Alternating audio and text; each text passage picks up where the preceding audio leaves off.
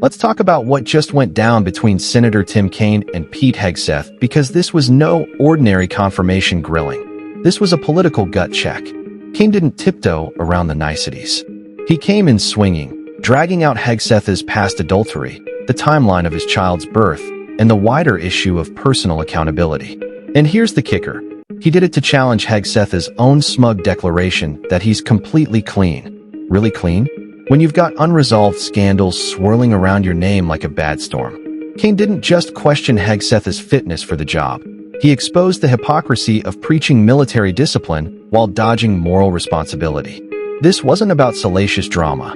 It was about trust, integrity, and the idea that the person leading the Pentagon should be held to a higher standard, not just skate by on partisan loyalty and TV personality fame. Now you've admitted that you had sex at that hotel in October 2017.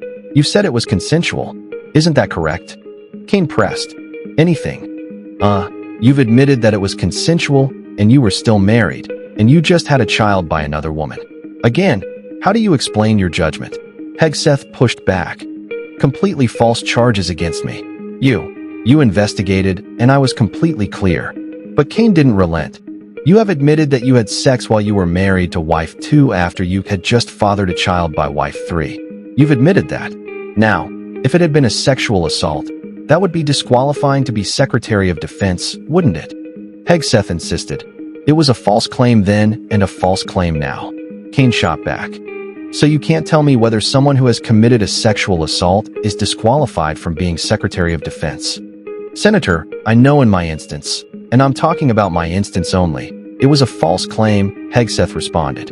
But you acknowledge that you cheated on your wife and that you cheated on the woman by whom you had just fathered a child. You have admitted that. I will allow your words to speak for themselves, Hegseth deflected. You're not retracting that today? Kaine pressed. That's good. I assume that in each of your weddings, you've pledged to be faithful to your wife. You've taken an oath to do that, haven't you? Senator, as I've acknowledged to everyone in this committee, not a perfect person, not claiming to be, Hegseth said. Kaine continued, but now I just asked a simple question. You've taken an oath, like you would take an oath to be Secretary of Defense, in all of your weddings to be faithful to your wife. Is that correct? I have failed in things in my life, and thankfully I'm redeemed by my Lord and Savior Jesus Christ, Hegseth replied. In finalizing divorces from your first and second wives, were there non-disclosure agreements in connection with those divorces? Kaine asked. Senator, not that I'm aware of. If there were, would you agree to release those first and second wives from any confidentiality agreement? Senator, it's not something I'm aware of. What we just witnessed was Tim Kaine taking the gloves off and delivering a masterclass in accountability. This wasn't some polite Q&A session. Kaine went straight for the jugular, confronting Pete Hegseth with the kind of questions that cut to the core of character and credibility. He dug into Hegseth's past infidelity, raised serious concerns about harassment allegations, and even demanded answers about non-disclosure agreements tied to Hegseth's divorces. And let's be clear, this wasn't about tabloid fodder. Kaine was making a powerful point.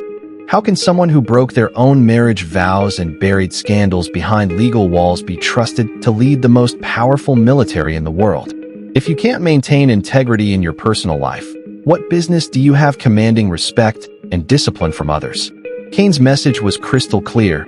This role demands more than bravado and talking points. It demands trust, transparency, and a moral compass. But if there were, you would agree to release them from a confidentiality. Senator, that's not my responsibility. Did you ever engage in any acts of physical violence against any of your wives? Senator, absolutely not. But you would agree with me that if someone had committed physical violence against a spouse, that would be disqualifying to serve as Secretary of Defense, correct? Senator, absolutely not have I ever done that. You would agree that that would be a disqualifying offense, would you not?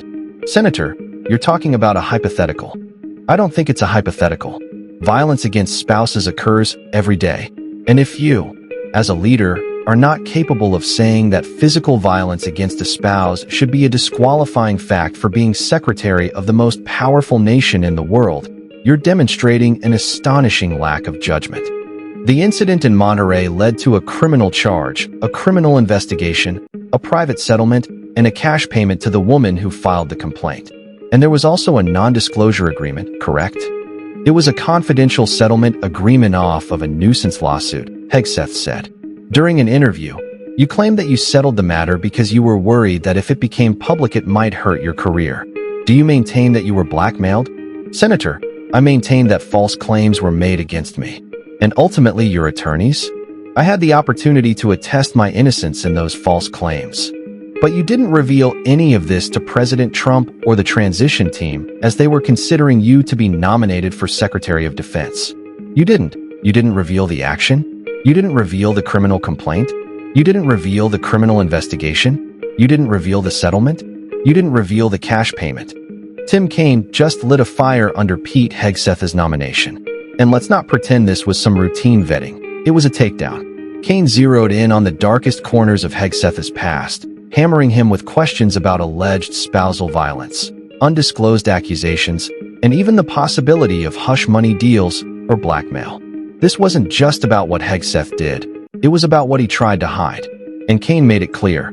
If someone has a history of violence or secrecy in their personal life, they have no business overseeing the U.S. military.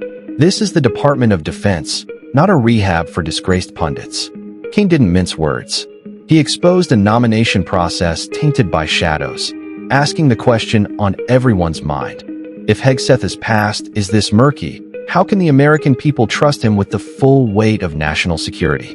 Why didn't you inform the commander-in-chief and the transition team of this very relevant event? Senator, I've appreciated every part of the process with the transition team. They have been open and honest with me.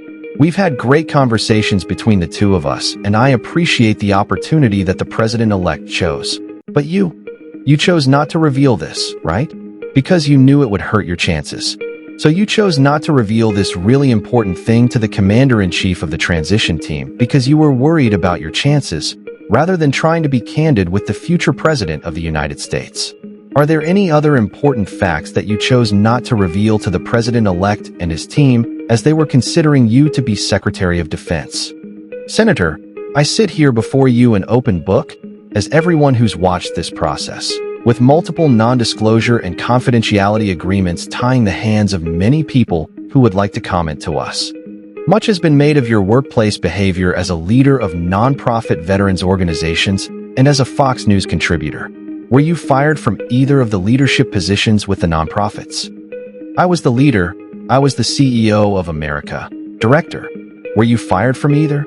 I was never fired from a... Do you have non-disclosure agreements with either of those organizations? Not that I'm aware of, Senator. Many of your work colleagues have said that you show up for work under the influence of alcohol or drunk. I know you've denied that, but you would agree with me, right, that if that was the case, that would be disqualifying for somebody to be Secretary of Defense. Senator, those are all anonymous false claims, and the totality, they're not anonymous. Letters on the record here.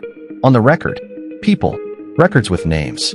For Freedom, Concerned Vets for America, and Fox News. One of your colleagues working hard every day on behalf. Senator Tim Kaine didn't hold back. He tore into Pete Hegseth with surgical precision, exposing a deeply troubling pattern of concealment and deflection. Kaine hammered Hegseth over his failure to disclose critical information to the presidential transition team, calling into question his commitment to transparency and hinting that personal ambition might be trumping national duty. But it didn't stop there. Kaine doubled down, grilling Hegseth on allegations of workplace misconduct and substance abuse. And instead of taking responsibility or offering clarity, Hegseth brushed it all off as false, dodging the gravity of the accusations like a man who thinks denial is a substitute for accountability. Kaine's message rang loud and clear. If you can't be honest with the people vetting you, you have no place holding the keys to the Pentagon. This wasn't just about one-man skeletons. It was about integrity at the highest levels of power. One of your colleagues said that you got drunk at an event at a bar and chanted "Kill all Muslims." Another colleague, not anonymous, we have this, said that you took coworkers to a strip club, you were drunk, you tried to dance with strippers, you had to be held off the stage, and one of your employees in that event filed a sexual harassment charge as a result of it.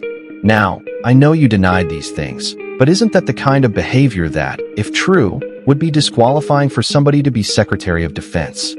Senator, anonymous false charges, they're not anonymous. And I'll just conclude and say this to the chairman. You claim that this was all anonymous. We have seen records with names attached to all of these, including the name of your own mother. So don't make this into some anonymous press thing. We have seen multiple names of colleagues consistently throughout your career that have talked about your abusive actions. I think he's over time. He's way over his time. I now yield, and thank you very much. I now ask unanimous consent.